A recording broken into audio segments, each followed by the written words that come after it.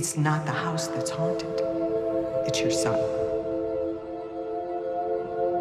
What's your favorite scary movie? What's the boogeyman? As a matter of fact, it was.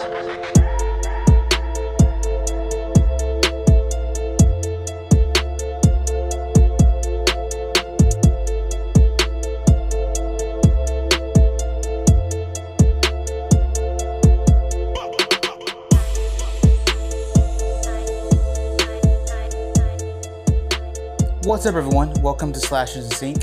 I'm MJ, and this is Marvelous. We kind of had a little mix-up with the recording. I forgot to turn on one of the mics, so we had a pretty badass intro. We're gonna try and replicate it. We're gonna do our best. Yeah. Sorry, guys. But if you saw the title and thumbnail, we're gonna be talking about tarot. But before we get into that Netflix/theatrical release film, because we didn't even know it came out in theaters. I mean, Nope. It says it's got like 49 mil at the box office, so I don't know if we completely missed that. I mean, I don't even remember seeing trailers. We got to watch it in the Yeah. end, right? yeah. But I didn't even know it came out in theaters. I thought it was a Netflix movie. Definitely not. What caught my attention, though, was that it was, I believe, top 10 for the first 2 weeks of it being on Netflix. A few people were bringing that up, like on Twitter and Instagram. Oh, so. it was just because of Netflix for me. No, I actually did see a couple people mention that. It was you that kind of pushed us into watching it, though, because I'm not gonna be okay. I gotta be balanced in this statement, but I'm not the biggest fan of like Netflix horror films. Like, I feel like Hulu and Amazon have kind of won me over a little bit, but Fair enough. So Netflix was like treading the waters in the beginning, though, so keep that in mind. that's true. That's true. But it did have a budget of $8 million, and I think it kind of shows that a little bit. Yeah. But it is what it is. I mean, it looks like they made real good money back on the film. But funny I enough, enjoyed it. it actually says, and I saw this earlier on a fun fact website. It is, I guess, based or loosely based on a 1992 novel, Horoscope, by Nicholas Adams. That's actually a badass title. Horoscope. Yeah, it's like horror and then scope. That's dope, bro. I I mean, like that. I don't know what the novel was like. I haven't read it, but No. hopefully it's better than this film. Okay, I don't think it was bad. And I told MJ this whenever we finished the film. I feel like it was a 2010s or like early 2000s film just caught in today's environment, if that makes any sense. Would I sit back and watch it again? Probably not. Yeah. But it is a movie that I don't regret watching. It's like 90 minutes, so Yeah. it's not that long. Hour and a half. That's why it's not just the timing, it's also the plot. It's very like 2000s, 2010s movies.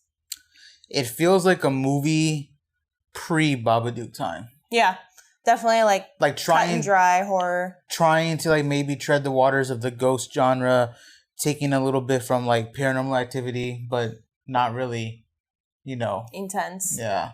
Like, you know what it reminds me of? Like a good example of this? I think this movie is also pre-Babadook, but I could be wrong, is Oculus.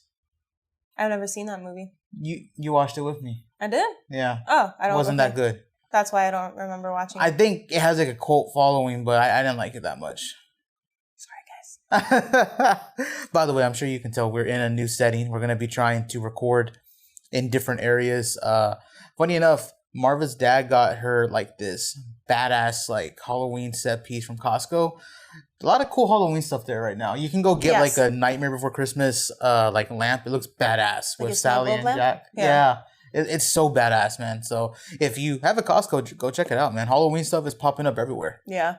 Halloween seems to be popping off ever since the pandemic, like harder and harder every year. But I think that's another discussion for another time. I'll say this right now. I think it's bigger than Christmas nowadays.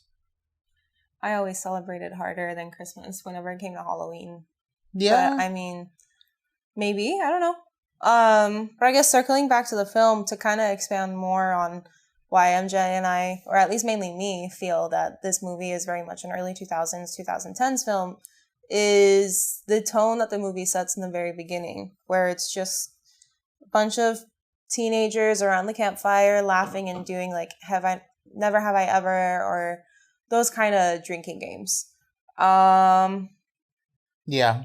After Classic watching camping ground scene. classic camping grounds, it kind of felt like a mock-up on like the Friday the 13th films. Now, mind you, watching the, I guess, trailer, I thought the story would take place more in the cabin. But MJ and I will dive in whenever we come to that part of the film. Because it's not even really a cabin. It's like a Airbnb, old school cabin style mansion, if you will. Like, I think so. It looks big as shit. It's definitely like a house that was meant for the woods, and it's a cross between a city house and a cabin. Because I thought it was going to be like Evil Dead. Mm-hmm. Like, I thought it was going to take place a lot in the cabin like you did. Yeah. But we'll get into that in a second. So they're drinking, as Marva said, and then they end up running out of beer. I think one of them at this point breaks away to go get beer. And it was also because an awkward conversation was brought up about how this guy and girl were going to get married because they're the lovey-dovey couple. But no, that didn't work out. And to avoid a very rough conversation, homeboy dips to go get beer because they did actually run out. Yeah. He's followed in by his friend Paxton, which is played by, I forget his name. It's like Jacob Battalion or something like that. He plays Ned from the home trilogy of Spider-Man. So it was cool to see him here. Yeah. He looks really good. He does. He plays the part very well. He plays the character very well. He seems to kind of be the comedic relief of the film too, very similar to the home trilogy of Spider-Man. I don't know. Like, I felt once we got past the whole campfire scene and two of the kids walked into the house or cabin or whatever the fuck you want to call it, things started to pick up really quickly because after, or I guess trying to find booze, they come across a deck of cards. And the deck of cards is in this wooden box.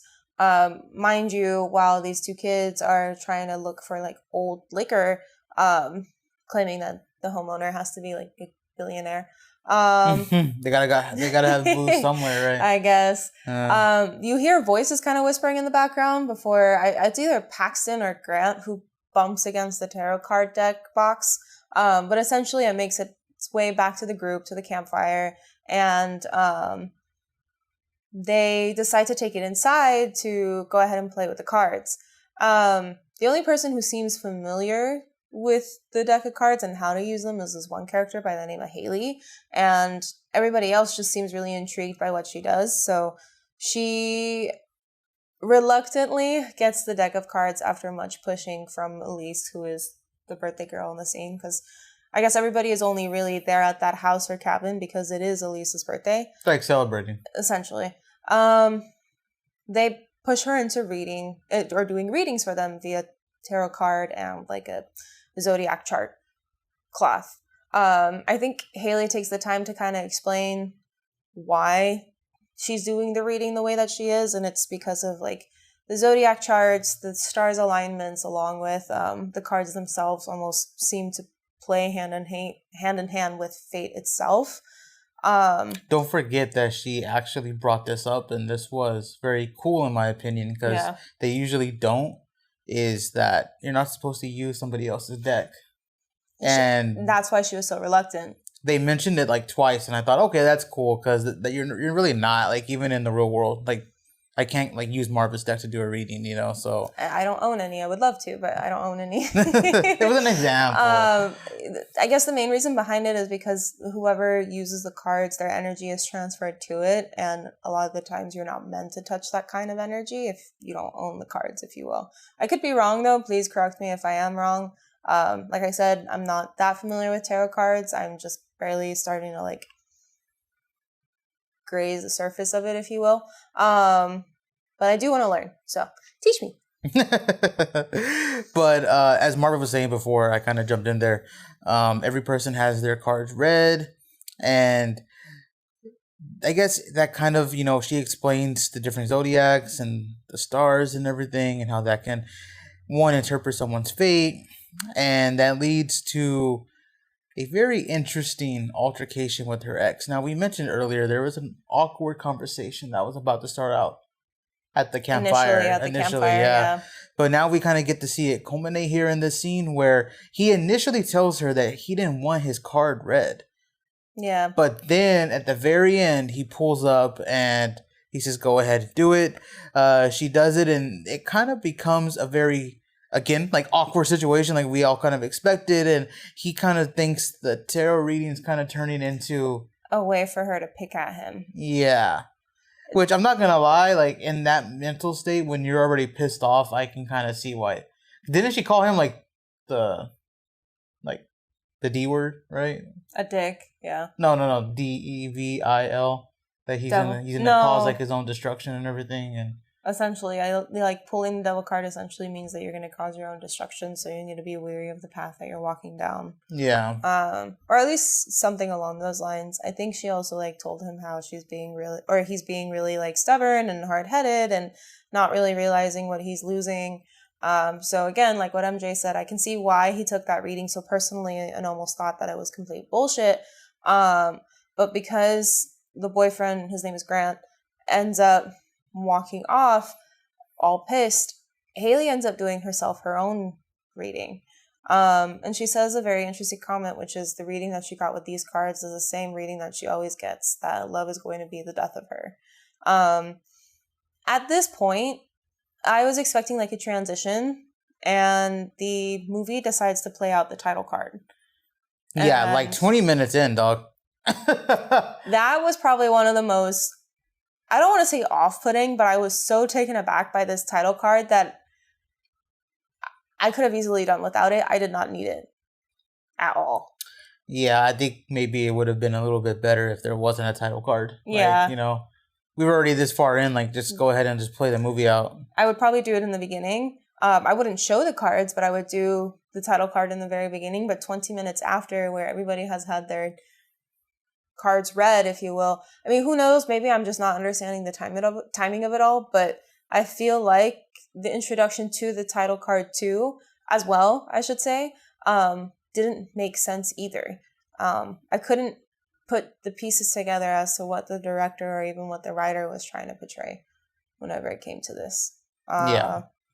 But then we kind of get this comedic scene where everyone's on the road, and I guess Paxton's choice of audio for the road trip back home is True Crime podcast. So they're listening to that, and little things start to happen, like certain routes they take. One of them wins money and off a scratcher. Yeah, so like little hints dating back to the card reading the night before. Mm-hmm. So we kind of get a little bit of that, but the main focus of that whole, I guess, little cutscene or montage of them, it finally leads us back to where they're on campus, and Elise, the birthday girl, she's on the phone with her GF. She's getting ready for bed, and this is essentially where the movie really picks up. Yeah. Like, I know you said it picked up earlier, but no, I think this is where the movie starts. The movie definitely starts here. I just feel like the timing of everything speeds up at that point in time in the film. I don't know if that makes any sense, where this is where everything really gets exciting and I actually get invested.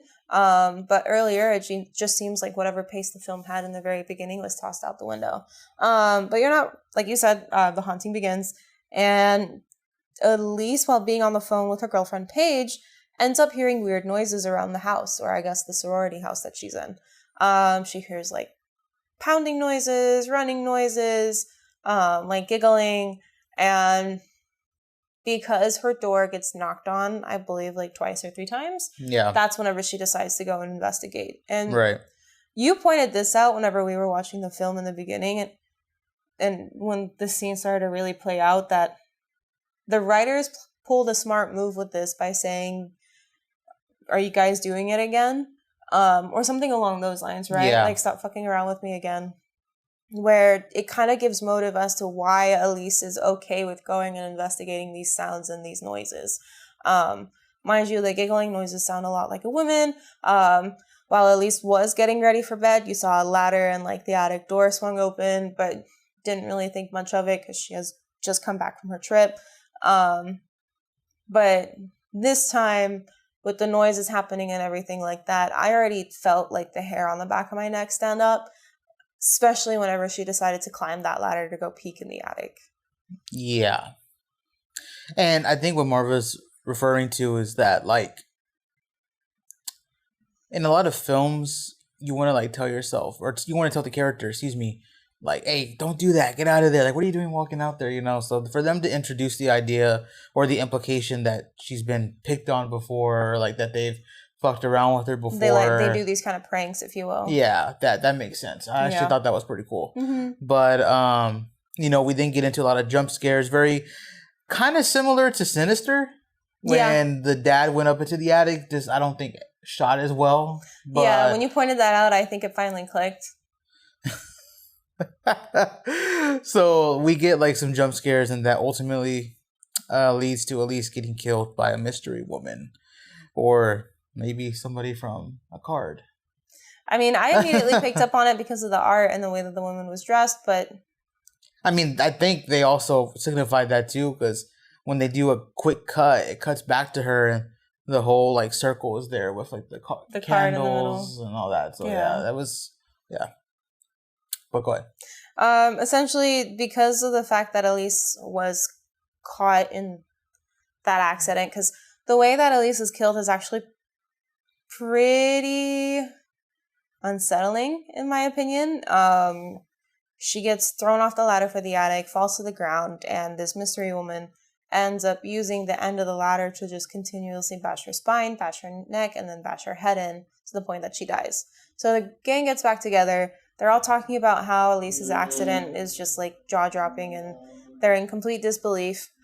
And I think that's whenever Haley and Elise's girlfriend, Paige, agreed to spend the night together. Haley essentially just wants to take care of Paige, while everybody else disperses out to go back home. The only other, I guess, group that forms is between Lucas and Madeline. And Lucas seems to be walking Madeline back home to her apartment complex or to her dorm. I'm not really sure. Wherever she lives while going to college. Yeah.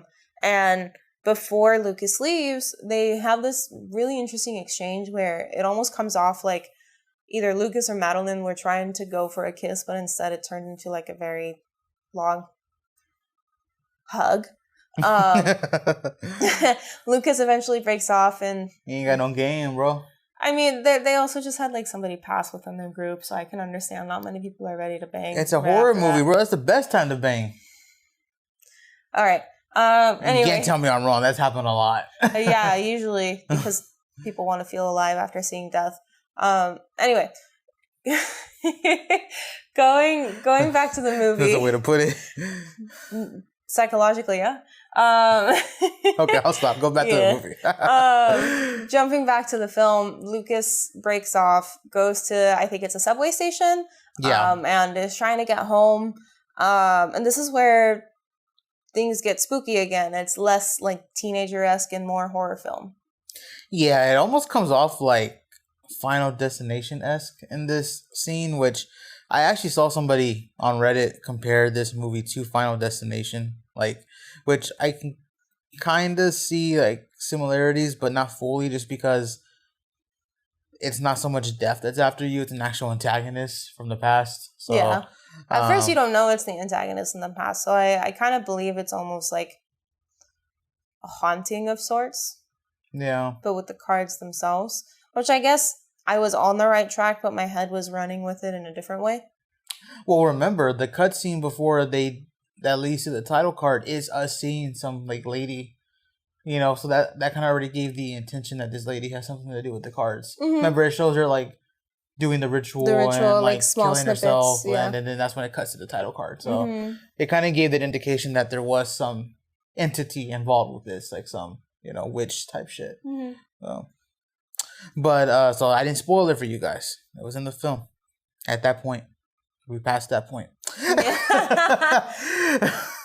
So Lucas then is walking around the train station. He sees and hears whispers and stuff like that. He sees things in the corner of his eyes to the point where he's even, like, looking around frantically. And that's when we get, I think, like, a first good look at, like, something that is kind of after him, right? This is like a full-fledged figure that we see walking around and everything. Versus the Yeah, attic. I think in one of the scene or one of the moments, it's dark for a long period of time, so we see a lantern almost like wobbling back and forth real slow towards him.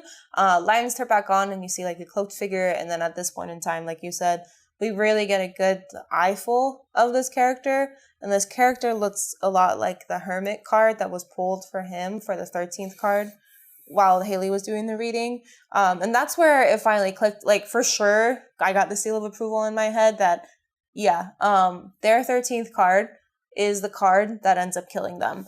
I think Lucas is just trying to escape this figure, so he ends up opening a door that says restricted area, walks through, and it's an abandoned subway car with a bunch of different street art drawn all over it. It's really creepy. The flash of lights is like really giving off the illusions that certain pictures are alive. Listen, I get it that the card indicated, or his reading indicated what's going to happen to him. Like, it pretty much plays out how the deaths are going to go. So I understand that, but homeboy getting chased by somebody and then going into a restricted area. Not just that, but walking into the old subway or old train, whatever the fuck it was. Yeah. And like limiting himself of movement and where to go. Like, because he had open space, and then he just decided to walk into this abandoned subway car. And in my mind, I was thinking, why the fuck would you do that? Like, I get it. Maybe you get to hide more. You're too afraid of the open space. But at the same time, like, this figure is going to be able to find you. And clearly they're after you. He eventually gets killed by this figure, and, you know, the police are wanting to say it's an accident again, and you can tell that the friends are not having it. It's not even the police want to give it off that it's an accident. Like, you can tell that Lucas really never meant to get himself killed. He was trying to escape from this cloaked figure and ends up falling through an open doorway in that, like, I guess, retired subway stall and gets run over by an operating subway, like literally splattered. So because of the fact that Elise was killed by the ladder and the fact that Lucas was killed by the subway, in most people's minds, you would think it's just a series of unfortunate events. The friends were completely against that. They themselves, while the police were done questioning them, looked to the police and said, how do you think this makes sense? Like, 2 people out of our group have died back to back. Why aren't you guys taking this more seriously?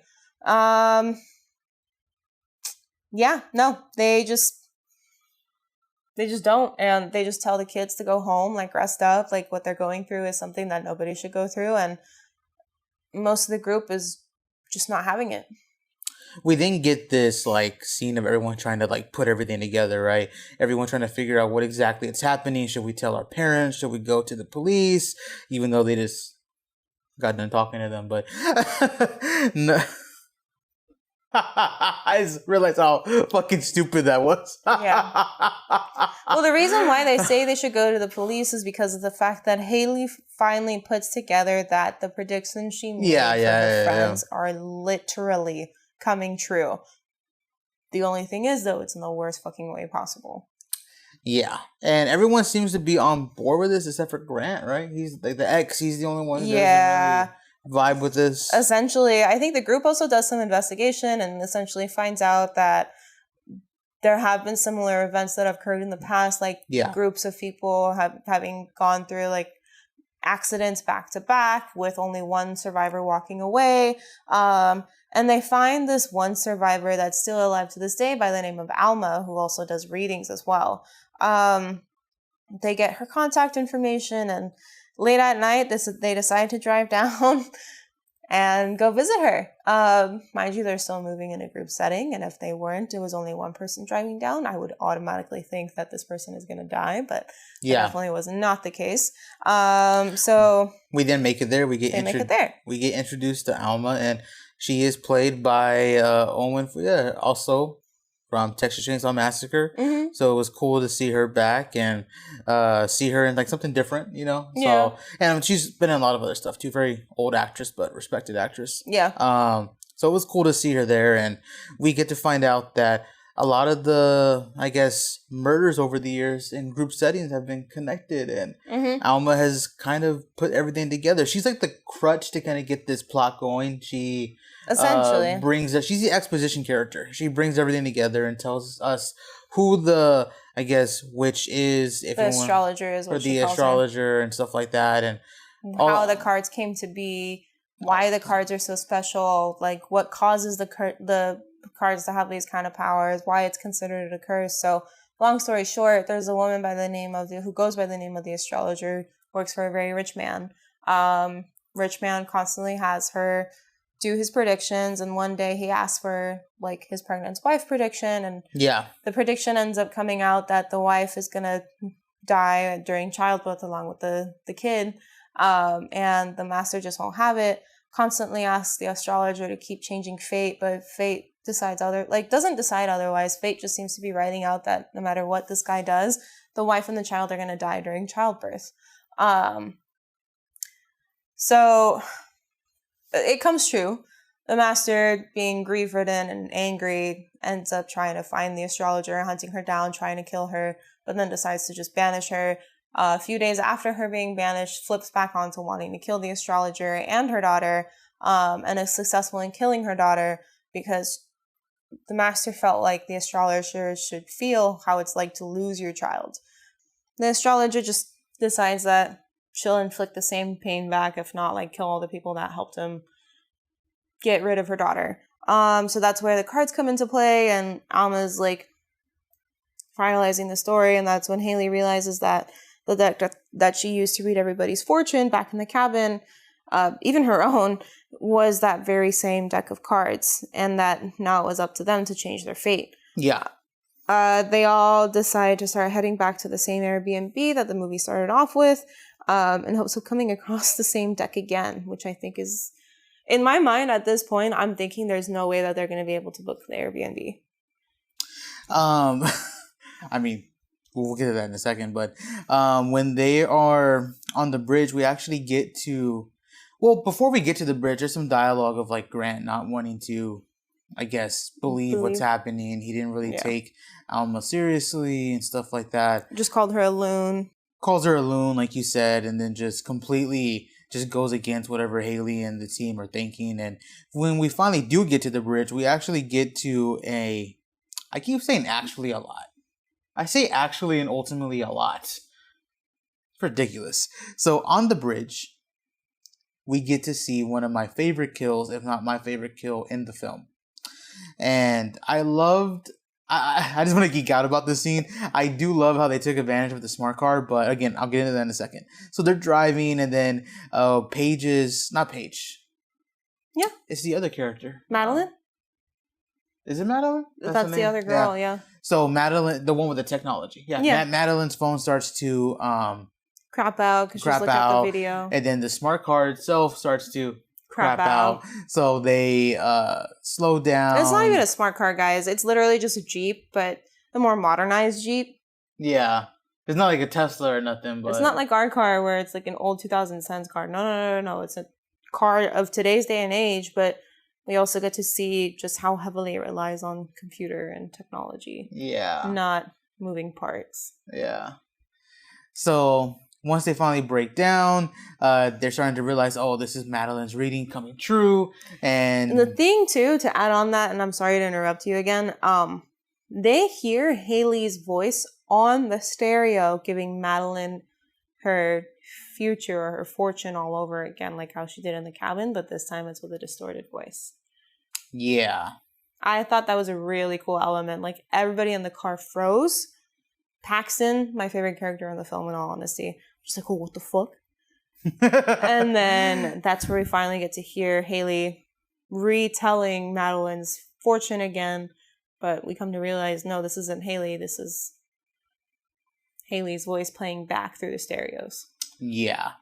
And man, that was such a good scene. So I guess the reading was that something about Madeline would run, right? She wouldn't face her fears. She would run away from them. They face change. I forgot. They described it in an interesting way, because I know fear wasn't in the sentence, but it was like she would run from something and or run down the wrong path or some bullshit like that. So she freaks out, realizing that it's coming true. She gets out the car and runs away, which I thought kind of funny. So she runs away, and we see, I think, Haley go after her. And then because Haley left, Grant's still in the car when this happens. So Haley goes, and then you see something like bump into the car and it shakes and you're like, what the fuck? And then when you look at the, I guess the tablet in the middle or whatever the screen is, you see the car and you see like the red sensors just going back and forth on the car. And I thought that was so cool. Like, yeah, that the sensors were going off because of the entity or the spirit or the creature, whatever the fuck you want to call it, was triggering it.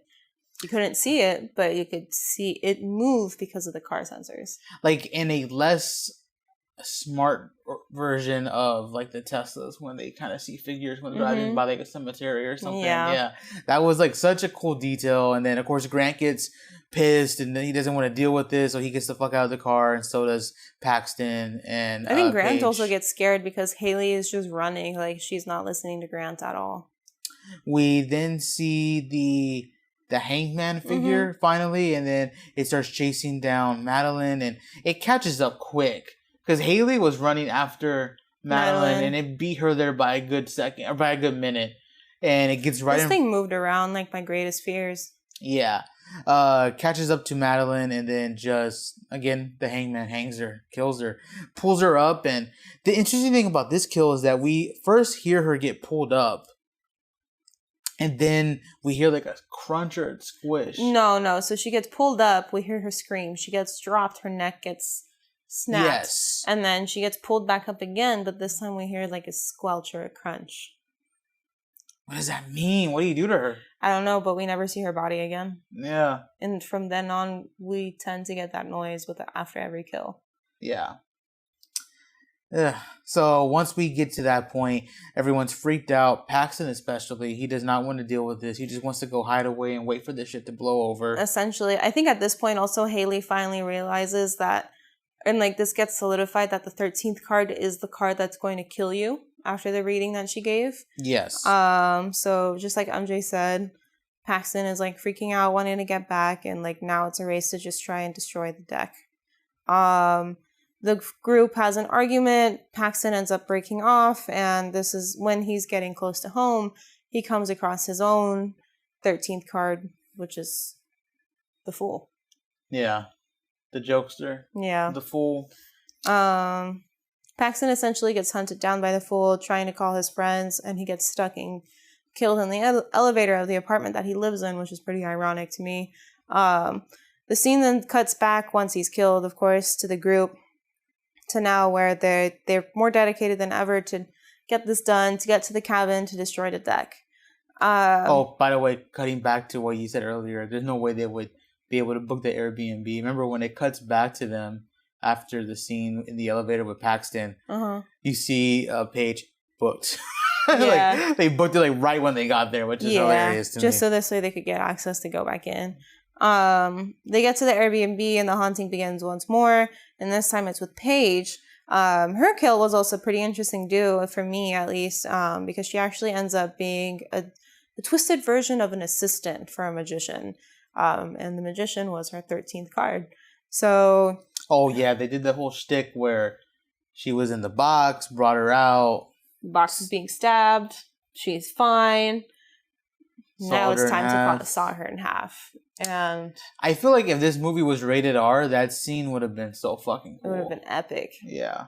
I can like imagine if that movie was rated R, the scene of like the magician standing right in the middle, and then the cart breaks, like rolls away, and then you see like her body like split up with blood coming off both ends, and he's in the middle with it, the light shining on him. Like I could already see how that scene would have been shot if it was rated R, you know. But we couldn't get all that gore and stuff, so but it was still a pretty good kill. I think so too. It was very creative. Seeing how the crowd was like not reacting to anything was also pretty dope too in my eyes. The final two are left, Haley and Grant, and they take the time to talk about their relationship, which has been brewing. Worst time ever. Yeah, worst time ever, but it's been brewing the whole film. So, and they seem to kind of rekindle the love that they have, and they both decided they're going to do their best to get out of this, okay? And because I think she mentions that Grant was never right for her, but Grant, and kind of, he doesn't say it in this way, but I could tell the logic was that's what made us work. Yeah. You know, essentially, and that they can get through this. And it's funny because right when he says, all we got to do is like just try, like something pulls her right out, and it's his, I guess, card or his 13th card, the devil. And then I guess the devil then turned into whatever Haley's is and starts chasing her. Yeah. They both And- kind of lock up themselves up in this room, and then that's when Alma mysteriously shows up. Oh no, Alma's already dead. Okay, well then before Alma's there. She got killed way earlier in the film. Oh yeah, by the astrologer. Yeah, we forgot to bring that up, right? Mm-hmm. She Yeah. shows up, like she kind of pulls through, I think, before Paige gets nipped off. Yeah, yeah, because with the swords, yeah, she gets gets killed by the Six of Swords, which is pretty funny. And Alma is dead set on getting the astrologer away from the deck and like destroying the astrologer altogether and just destroying the deck altogether. Lo and behold, though, her method doesn't work because she gets killed. And her kill was pretty dope because you see this like black ooze come out of her and like her eyes are turning black instead of the classic red and her neck snaps, her bones snap. And then all of a sudden she like falls through a solid wood floor down to the first floor and she has about 6 swords in her back. So jumping back from that, because we did kind of skip over that, Haley's being chased, and her and Grant had a conversation earlier about how to outsmart this thing, and that's when she remembers, I mean, if we're gonna get killed anyways, might as well just at least try something, even if it's fucking stupid. And instead of doing Alma's way of like bringing forth the spirit and trying to communicate with it, she's gonna read the spirit's horoscope. Yeah, it's essentially tarot reading, yeah. And so once that, you know, the whole chase scene happens, Grant comes back in, helps her out. We find out he's still alive, and he fights off his. Well, it's a cool little scene where he's getting pulled into, I guess it looks like hell. Pit full of fire. Pit full of fire, yeah. So he's getting pulled into there, and then Haley starts reading the spirit's whatever fortune or whatever, and she sees that she's also marked by death too, right? The spirit, the same as Haley. And once she does that, she kind of undoes the curse, and the astrologer gets taken by death. So she does, yeah. But I think the only way that Haley really could get the advantage over the astrologer is because Haley acknowledges the pain that the astrologer went through, saying that essentially daughter shouldn't have been killed the way that she was, and that she understands what it means to lose somebody significantly important to you. Yeah. And I think because of that, that's how the astrologer was able to be defeated so easily. At this point, though, because we see the astrologer get swept away, we know the cards are destroyed.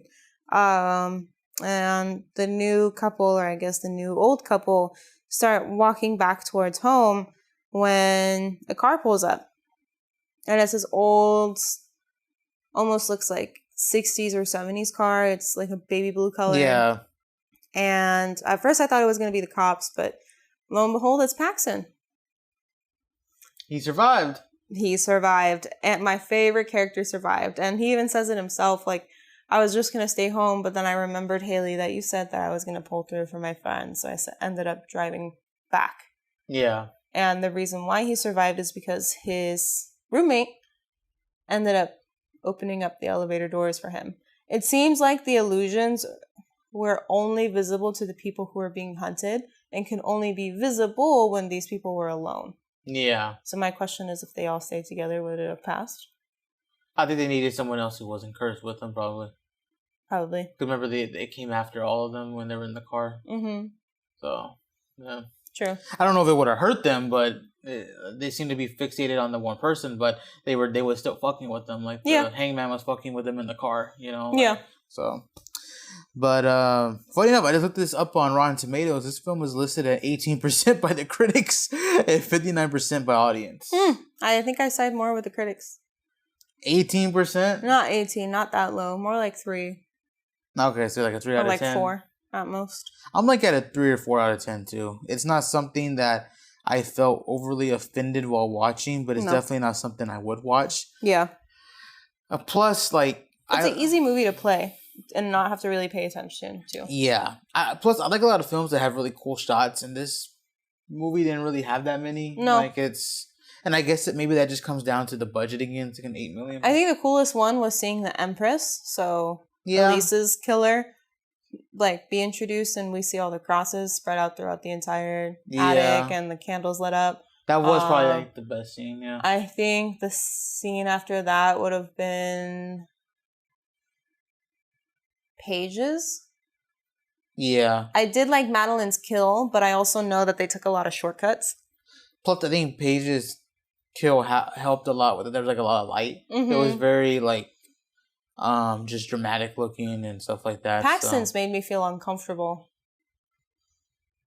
Yeah, but the issue with Paxton's is that I've seen a lot of horror movies that deal with elevators, and that was the worst one. Probably, yeah. So it was just the changing expressions of the mask that kind of freaked me out, I think, the most. It was funny with the fool. I like how like when every time the doors open and close, he was doing something different. And one of them, he was walking on the ceiling. Yeah. I was like, what the fuck? How is that scary, bro? But then I also got it because I was just like, okay, well, I mean, he's the fool. And he's a fool. Like, he's trying. Entity. Yeah, he's trying to be like Funny. A fool or like a as well. Comedic or entertaining. No, but it had its moments, but it's definitely not a movie I would sit back and watch again. Yeah, same. I wouldn't. I am happy I fed my curiosity, though. I'm not upset for watching this film. Yeah. I did want to point out, so there'll be I guess, card in the front to kind of show, or a card in the beginning of this video to kind of like let you guys know, but we were filming this with my Sony camera, but for some reason it didn't really even die on me because it's charged. It just turned off like mid-recording. I don't know why it did that. So this is going to be strictly audio. This will still be up on YouTube, so we can get a YouTube definitely music episode out, but it's going to be just audio, not video. Yeah. So I do apologize for that. Sorry for kicking it back to being a little bit more old school. We definitely didn't intend it. MJ and I took the time to pick out a new spot, and also just like he took a lot of time setting up the camera, so hearing the camera get turned off made us both a little sad, but we figured the show must go on, so it shall. Even though we want like really dope quality from the Sony camera, it's probably just going to be better for us just to record with the iPhone. For now, until we figure out what's going on with your camera, because I feel like it's not a battery issue. I just feel like we're doing something wrong. Yeah, maybe I have it set to some like setting or something, or maybe, but we'll find out. I mean, if you guys know, and you guys are photographers or know anybody who's a photographer or a videographer, I should say, and knows more about this, please like let us know, because we're trying to figure this out. I used to be really into cameras years ago, and I kind of unraveled my own passion myself by accident. Seeing MJ kind of pick up the photography passion has reinvigorated mine, if you will. But there are some things that still stump us. So any form of education would be very nice.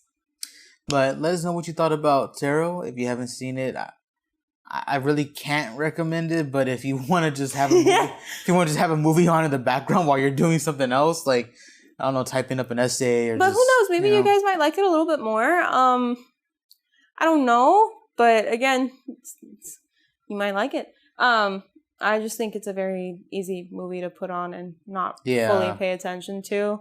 The plot's not too dense. It's actually very light. You and I are a little different too. We'll put horror movies on for background noise. A lot of people don't do that. It wasn't that scary either. I mean, you even said it yourself when we were first putting it on that, it being PG-13 just means that it's going to be like a watered down version of what it's supposed to be. Yeah. Yeah. So. Anyways, make sure to follow us on Spotify. Mm-hmm. Make sure to like and subscribe if you're over on YouTube.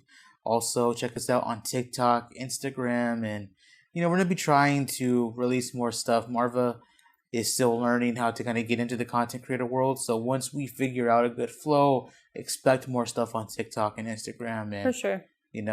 And myself too, I can probably just drop some stuff on YouTube as well. So just keep on the lookout for all of that. And yeah, man, thank you for checking out the video. We will talk to y'all next time. Goodbye.